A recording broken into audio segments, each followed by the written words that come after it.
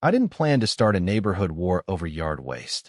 But when you wake up one morning and realize someone's been quietly treating your curb like a public dump for months, it changes the way you look at people, especially the ones who smile at you during block parties.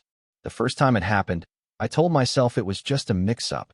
The second time, I started paying attention. By the third, I knew it wasn't an accident, and the worst part was, I knew exactly who was doing it. I live in a quiet little subdivision just outside of Raleigh, the kind of place where everyone waves, but nobody really knows each other. Trimmed lawns, identical mailboxes, HOA newsletters nobody reads, that whole picture-perfect suburban thing. And right across the street from me lived a guy named Martin Keller. Early 60s, always in polos tucked a little too tight, the kind of guy who walks like he's still in charge of something even when he's just checking his mail. Martin had been president of our HOA for, I don't know, 5, maybe 6 years at that point. And if you asked anyone casually, they'd probably say he was keeping things in order.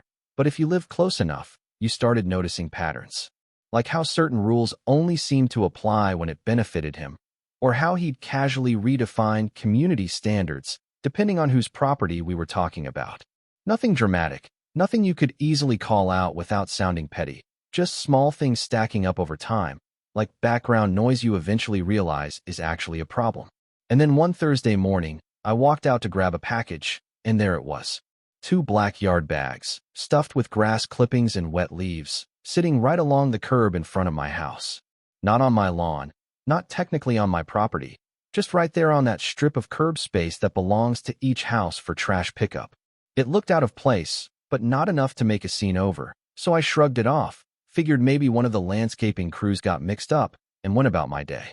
By Friday, the garbage truck came through and took it. Problem solved. Right. Except 2 weeks later, it happened again.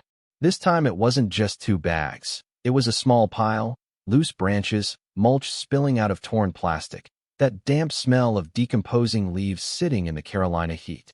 And this time, I noticed something else. Every other house on the street had a clean curb. Spotless, actually, except mine. That's when it stopped feeling random. I stood there for a minute, just staring at it, trying to figure out if I was overthinking things, and then I saw him. Martin, across the street, standing on his driveway with a cup of coffee, watching me in that casual, not looking like his watching way. Our eyes met for half a second, and he gave me this little nod, like everything was completely normal. That's when I knew. Now, I'm not the kind of guy who jumps straight into confrontation. I run a small delivery business out of my house, so I'm used to dealing with scheduling, logistics, keeping things smooth. I don't like unnecessary friction. But that curb space mattered to me.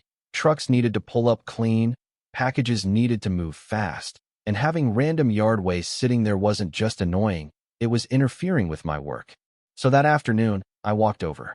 I remember knocking on his door and hearing the TV inside, some daytime news show playing a little too loud, and when he opened it, he had that same expression, polite, slightly distracted, like I was interrupting something more important. "Hey Martin," I said, keeping it easy. "Quick question, those yard bags out front, did they come from your place?" He barely hesitated. Yeah, just set them out for pickup." I nodded. "Got it.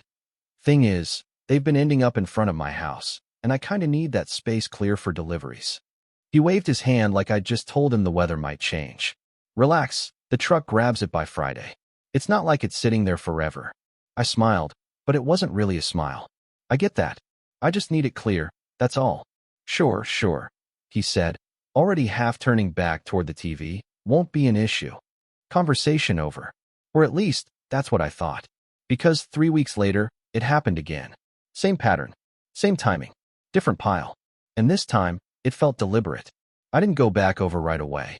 I just stood there on my driveway, hands on my hips, doing that thing where you're trying to convince yourself not to escalate, but also realizing that if you don't, it's just going to keep happening. There's this weird moment in situations like that where you're not just deciding what to do, you're deciding who you're going to be in the story. And I wasn't about to be the guy whose house became the neighborhood dumping spot because it was easier. So instead of knocking on his door again, I started documenting. Nothing dramatic at first, just pulling out my phone, snapping a quick photo, noting the date. Then it became more structured, timestamps, angles, even short video clips showing the condition of the curb before and after. I didn't tell anyone, didn't make a big deal about it. I just quietly started building a record. Weeks turned into a month, then another, and the pattern didn't stop. If anything, it got more consistent, almost like he'd decided that since I hadn't made a scene, it was fair game. Sometimes it was bagged, sometimes it wasn't. Once it was literally a heap of damp mulch that had clearly been sitting in his yard for weeks. And every time, like clockwork, it showed up right before pickup day, just long enough to be my problem, never long enough to leave permanent evidence, unless, of course, you were paying attention. Which I was. By the end of the 4th month, I had 8 separate instances logged. 8 times someone looked at my house and decided, yeah, that'll do. And somewhere in between those entries, I stopped being annoyed and started getting strategic. Because here's the thing about guys like Martin, they don't think they're doing anything wrong. They think they're operating within a system they understand better than everyone else. And if that system ever gets used against them, well, they never see it coming. And that's when I finally pulled out the HOA rulebook, the same one Martin had proudly updated a couple years back. The one he loved quoting during meetings whenever someone's grass got a little too long or a mailbox needed repainting. I sat at my kitchen table that night, flipping through it page by page, not skimming, not guessing, actually reading it. And about 20 minutes in, I found it. Section 3.2, paragraph B. Clear as day. No resident may place or stage organic yard debris on another homeowner's designated curb space without prior written consent. I read it twice, then a third time, just to be sure. And I couldn't help it. I laughed, not because it was funny, but because it was perfect. And right there, sitting in that quiet kitchen with my phone full of photos and 4 months of documentation, I realized something. I didn't need to argue with Martin. I didn't need to convince him. I just needed to let him follow his own rules, all the way to the end. So I didn't go over there again, didn't knock, didn't argue, didn't give him another chance to brush me off with that same casual little wave. Instead, I did something Martin probably wasn't used to. I put it in writing. Not emotional, not aggressive, just clean, precise, the way people write when they know they're right, and they've got the receipts to prove it. I sat down at my desk that night and drafted a formal notice, cited the exact section of the HOA guidelines, included timestamps, attached 3 of the clearest photos from my log, and ended it with a simple request: cease placing yard waste on my designated curb space within 7 days. That was it. No threats, no drama, just facts. I printed it out, sealed it in an envelope, and walked it over the next morning, slid it right into his mailbox like any other piece of ordinary mail. Except this one wasn't ordinary, and I think deep down, he knew it the second he saw my name on it. For a couple days, nothing happened. No knock on my door, no call, no passive-aggressive email through the HOA system, just silence. And I'll admit, there was a small part of me that wondered if maybe that was it. Maybe he read it, realized I wasn't playing anymore, and decided it wasn't worth the trouble. Maybe this whole thing would just fade out quietly. Yeah, that didn't happen. The following Tuesday morning, I stepped outside with my coffee, same routine as always, and before I even made it halfway down the driveway, I could see it. 2 fresh yard bags. Green this time. Tied tight, sitting right on the curb like they belonged there. Like nothing had ever been said. I actually stopped walking for a second, just stood there in the driveway, coffee in hand, staring at them like they might somehow explain themselves. And then I felt it, not anger exactly, something colder than that. It was that moment where the situation stops being about inconvenience and starts being about respect, or the complete lack of it. Because now it wasn't just that he was doing it. He was doing it after being formally told not to, after being shown the rule, after being given a clear, reasonable window to stop. Which meant one thing. He didn't think there would be consequences. And that was the part that changed everything. I went back inside, set my coffee down on the counter, and just stood there for a minute thinking. Not reacting, not pacing, just letting it settle. Because once you decide to escalate, you don't get to walk it back. And I wanted to be very sure, very intentional about what came next. Then I grabbed my keys. About 20 minutes later, I was at a rental place a few blocks over. One of those no-frills spots that rents out utility trailers, pressure washers, stuff like that. The guy behind the counter didn't ask many questions, just handed me the paperwork, took a copy of my license, and pointed me toward a flatbed trailer parked off to the side. Nothing fancy, just enough space to haul a decent amount of yard waste. As I hooked it up to my truck, I remember thinking how absurd the whole situation was. Like, this is what it's come to, renting equipment over leaves and grass clippings. But at the same time, it didn't feel absurd. It felt balanced, like I was finally matching the level of effort that had been quietly imposed on me for months. I drove back home, backed the trailer up along the curb, and got to work. And I took my time. Every bag, every loose branch, every clump of mulch that had been left there not just that morning, but anything that was still lingering from previous pickups that hadn't been fully cleared. I gathered all of it, gloves on, methodical, almost surgical about it. Not rushing, not angry, just focused. A couple neighbors passed by while I was loading up, gave me that curious glance people give when something slightly unusual is happening, but not enough to justify asking questions. One of them, a guy named Trevor who lived 2 houses down, slowed his walk just enough to say, "Big cleanup day, huh?" I just smiled. Something like that. He nodded, kept walking, but I could feel it, that quiet awareness that something was shifting. It took me maybe 40 minutes to load everything, stacked neatly, nothing spilling over, no mess left behind. And when I was done, I stepped back for a second, looked at the now completely clear curb in front of my house, and for the first time in months, it looked the way it was supposed to. Clean. Mine. Then I got in the truck and drove 2 blocks over. Martin's house sat on a slightly wider corner lot, one of the nicer ones in the neighborhood, actually. His curb space stretched a little longer than most, perfectly edged, not a leaf out of place, the kind of curb he probably took a lot of pride in keeping clean. I pulled up slowly, checked both directions out of habit, then parked. And for a second, I just sat there with the engine running, hands on the wheel, not hesitating, just acknowledging the moment. Because this was the point of no return. After this, things weren't going back to polite nods and casual waves. Then I turned the engine off, stepped out, and walked to the back of the trailer. What I did next, I made sure to do carefully. I didn't throw anything, didn't scatter it, didn't dump it like some kind of tantrum. I unloaded everything the same way it had been left for me, neatly placed along the curb, within the public strip, not touching his lawn, not crossing onto his driveway. Every bag upright, every branch set down deliberately. If someone drove by, it would look like exactly what it was, yard waste staged for pickup, just at the correct address this time. It took maybe 10 minutes. And when I was done, I stepped back again, same way I had at my own house, and just looked at it. There was something oddly satisfying about how ordinary it looked. No chaos, no destruction, just a quiet correction. I didn't knock on his door, didn't wait around. I got back in my truck, drove the trailer back, returned it, and headed home like it was any other day. But it wasn't, because by the time I pulled into my driveway, I could already feel it, that shift in the air, that invisible ripple that happens when something small finally tips over into something bigger. That night, I didn't hear anything, no confrontation, no footsteps across the street, no raised voices. Just the usual suburban quiet, sprinklers clicking on, distant TV sounds through open windows, the low hum of cars passing by. And honestly, that silence was louder than anything else, because I knew sooner or later it was coming. And right on schedule. At exactly 7:02 the next morning, my phone rang.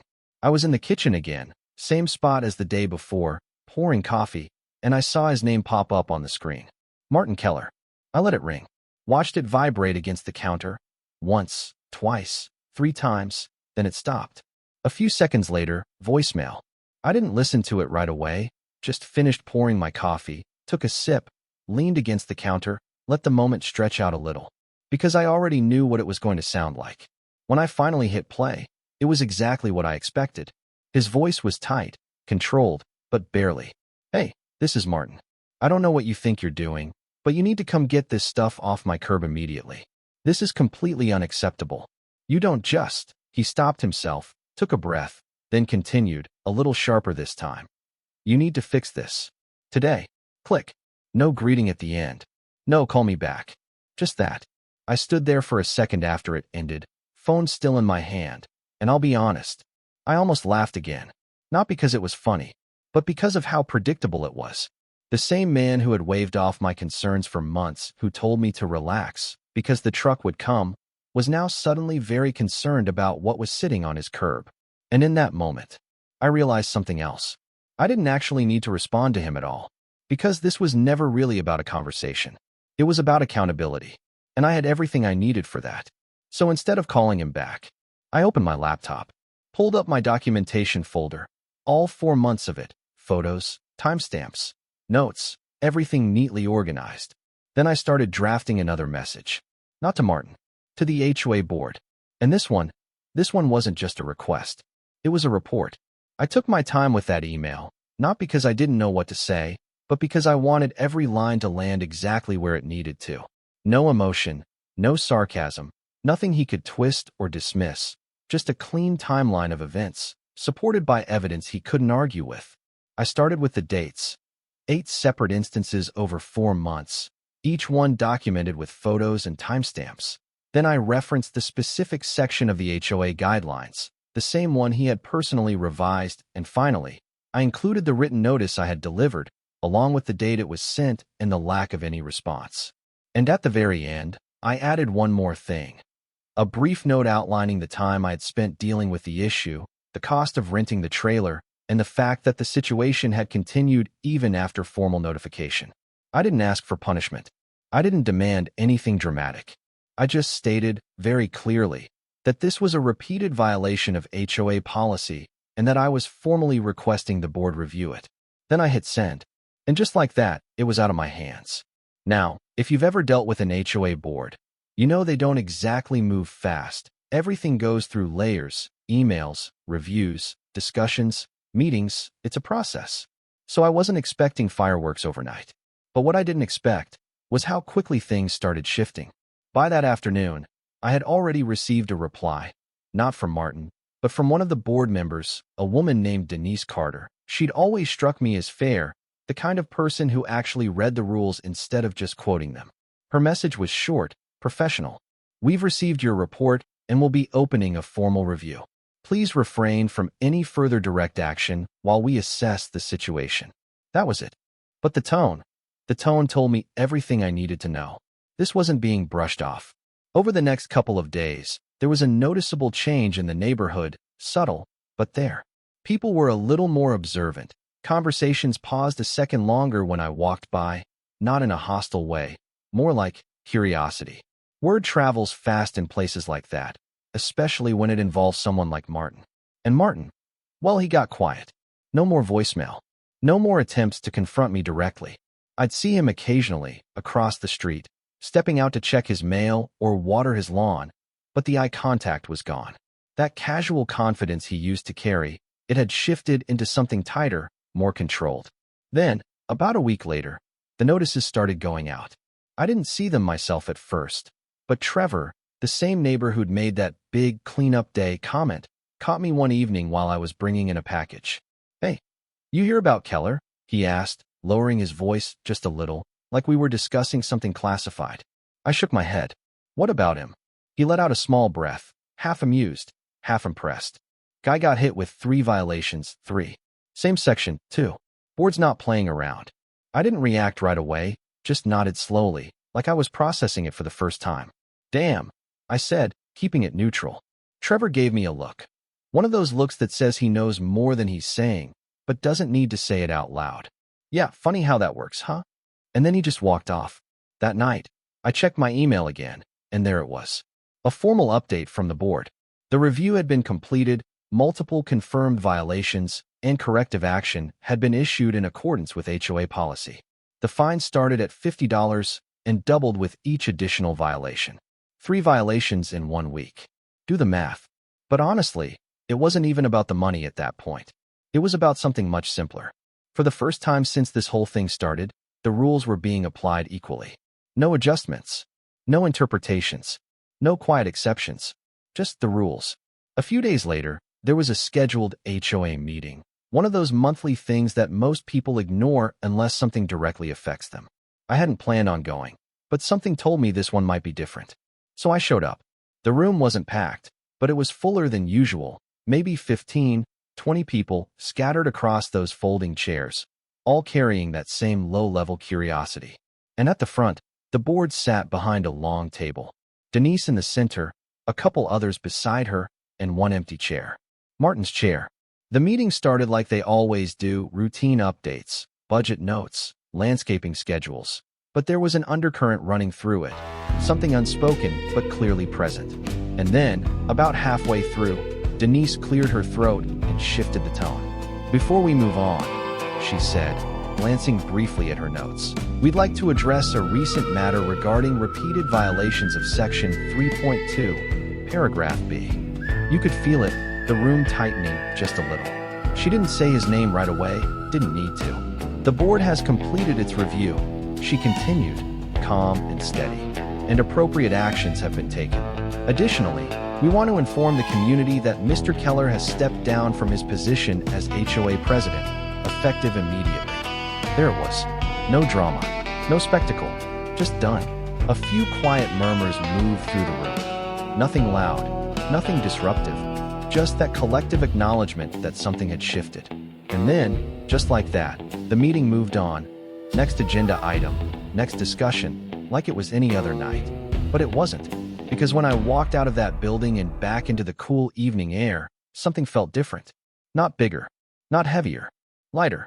The next morning, I stepped outside with my coffee, same routine, same driveway, and I looked down at the curb. Clean. No bags. No branches. No damp piles of anything. Just open space. And it stayed that way. Week after week. Pickup day came and went, and my curb stayed exactly the way it was supposed to mine. I still saw Martin occasionally, but he kept to himself now. No more nods, no more casual waves, just a quiet presence across the street, like someone who had finally realized the system he'd been controlling wasn't actually his to control. And I never said another word to him. Didn't need to. Because in the end, it was never about getting even. It was about drawing a line and making sure it held. Now here's the thing. I could have handled it differently. I could have ignored it longer, kept the peace, avoided the tension, let it slide like a lot of people do in situations like that. Or I could have blown it up right away. Confrontation, arguments, turning it into a full-on neighborhood feud. But instead, I waited. I paid attention. And when the time came, I didn't break the rules. I just made sure they applied. And sometimes that's all it takes. So I'm curious. How long would you have let it go? Would you have said something sooner? Or done exactly what I did, let it build, document everything, and then hand it right back, clean and precise? Because situations like this, they're never really about yard waste. They're about boundaries. And what happens when someone decides yours don't matter? Drop your thoughts in the comments. I read all of them.